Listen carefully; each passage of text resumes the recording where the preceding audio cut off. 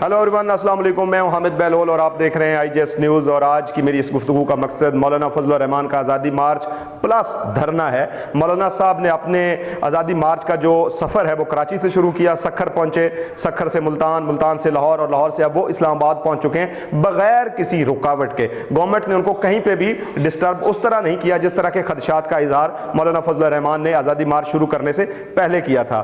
यहाँ पे दो सवाल हैं कि क्या मौलाना फजल रहमान सिविलियन बालादस्ती, जमहूरियत और आइन की बालादस्ती के लिए आए हैं, या सिर्फ और सिर्फ वो ये साबित करना चाहते हैं कि वो बहुत ही ताकतवर और बहुत बड़े सियासतदान हैं।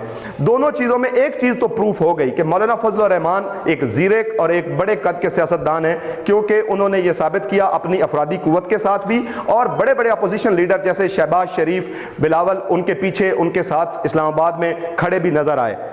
मेरा यहाँ पे एक सवाल है अपने उन सीनियर तज्ज़ा निगार भाइयों से और उन साफियों से जो रोज़ाना बड़े बड़े टीवी चैनल्स पे बैठ के ये साबित करने की कोशिश कर रहे होते हैं कि मौलाना फजल रहमान नाकाम हो जाएंगे, वो भाग जाएंगे, डील हो गई है, बंदे थोड़े हैं, बंदे इतने हैं। मैं उनको ये कहना चाहूँगा कि इतिहास उठा के देख लीजिए, जितनी भी तहरीकें, मार्च और धरने हुए हैं, अगर वो अपने मकसद में पूरी तरह कामयाब नहीं भी हो सके तो वो अपना असर ज़रूर छोड़ते हैं। जिस तरह मौजूदा गवर्नमेंट अपने आप को नाकाबिले तस्खीर समझ रही थी, उस चीज में शगाफ डाल दिया है मौलाना फजल रहमान ने।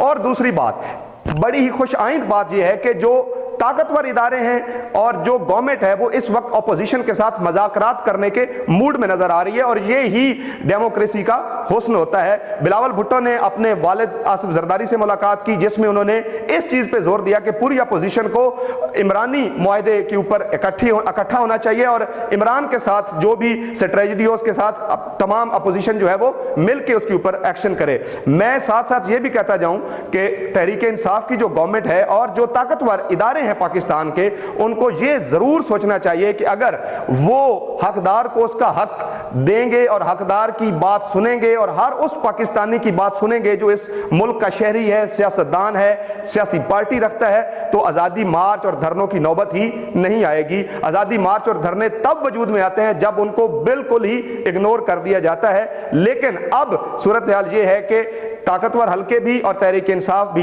ये दोनों मज़ाकरात की तरफ जा रहे हैं और मज़ाकरात होते हुए नजर आ रहे हैं।